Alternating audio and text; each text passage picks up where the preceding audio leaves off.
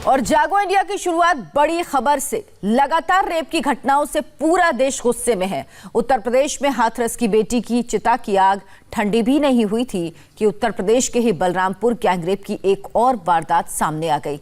UP के बलरामपुर में एक लड़की के साथ वैसी ही दरिंदगी हुई जैसी हाथरस में हुई थी। हालांकि पुलिस ने इस मामले में नामजद दोनों आरोपियों को गिरफ्तार कर लिया। ऐसी ही वारदात यूपी के बुलंदशहर में भी हुई, जहां एक नाबालिग लड़की के साथ बलात्कार किया गया। रेप की घटना राजस्थान के बारां में भी हुई, जहां 2 नाबालिग लड़कियों के साथ बलात्कार को अंजाम दिया गया। जानकारी मिली कि दोनों लड़कियों को पहले किडनैप किया गया, फिर उन्हें कोटा, जयपुर, अजमेर ले जाकर बलात्कार किया गया। रेप की इन घटनाओं पर पूरे देश में प्रदर्शन हो रहे हैं। दिल्ली से लेकर मुंबई तक प्रदर्शन किए गए, जगह जगह कैंडल मार्च निकाला गया।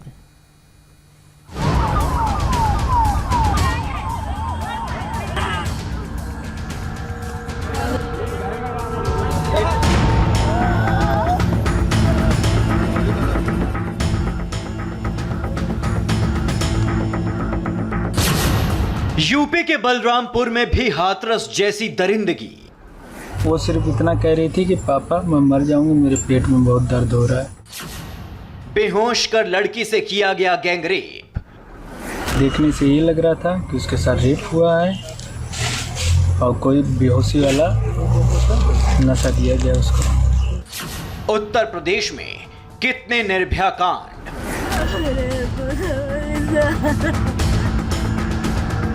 आधी रात को जलती हाथरस की बेटी की चिता की आग की आंच पूरे देश में महसूस की जा रही है।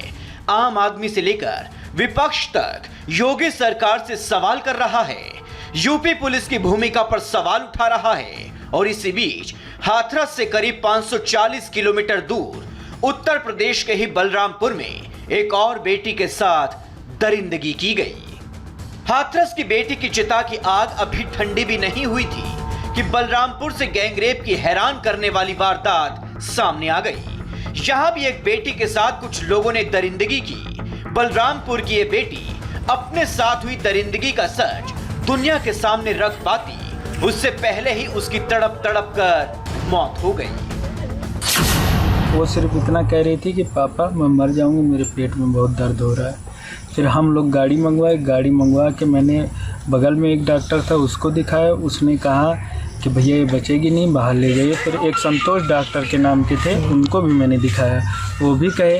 और फिर मैंने सीधे गाड़ी पे लादा और फिर बलरामपुर के लिए निकला और तुलसीपुर से पहले सोनपुर के आगे वो एक्सपायर हो गई। सुना आपने, हैवानों ने किस तरह से एक लड़की के साथ न केवल जबरदस्ती की बल्कि उसे उस हाल में पहुंचा दिया कि वो मौत की शिकार हो गई।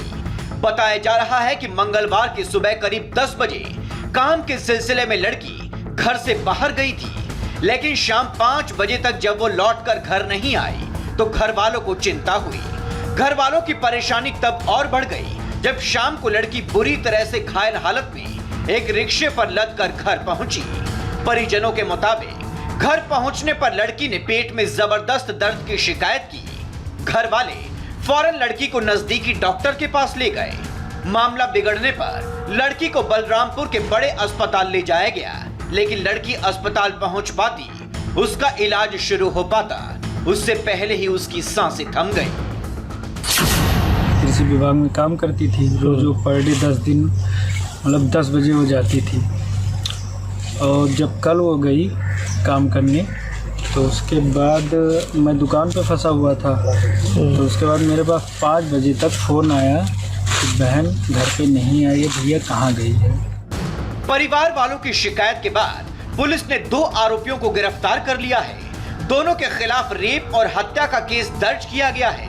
हालांकि पुलिस ने पोस्टमार्टम रिपोर्ट का हवाला देकर परिजनों के उस आरोप को खारिज कर दिया है, जिसमें कहा गया था कि पीड़ित के हाथ, पैर और कमर तोड़ दी गई थी।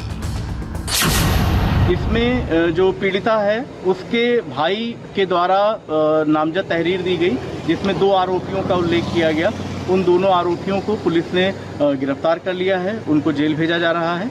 और इसमें कुछ मीडिया के द्वारा ये सूचना चलाई जा रही है कि जो पीड़िता है उसके हाथ पैर तोड़ दिए गए थे, जबकि ऐसी सच्चाई नहीं। पोस्टमार्टम में इस बात की पुष्टि नहीं हुई है। हाथरस कांड के बाद से ही उत्तर प्रदेश में कानून व्यवस्था पर सवाल खड़े किए जा रहे हैं। अब बलरामपुर की इस वारदात ने जता दिया है कि राज्य में अपराधी कितने बेखौफ हैं। पूर्व सीएम अखिलेश यादव ने योगी सरकार पर निशाना साधते हुए आरोपियों के खिलाफ सख्त कार्रवाई की मांग की है। हाथरस के बाद अब बलरामपुर में भी एक बेटी के साथ सामूहिक बलात्कार और उत्पीड़न का घृणित अपराध हुआ है और घायल अवस्था में पीड़िता की मृत्यु हो गई है। श्रद्धांजलि। बीजेपी सरकार बलरामपुर में हाथरस जैसी लापरवाही और लीपापोती ना करे और अपराधियों पर तत्काल कार्रवाई करे। पुलिस ने बलरामपुर केस में कार्रवाई तो की है, लेकिन सवाल है कि ऐसी वारदात क्यों हो रही है, अपराधी इतने बेखौफ क्यों हैं और क्या बलराम की बेटी को इंसाफ मिलेगा? Amit Kumar Srivastava, India TV, Balrampur.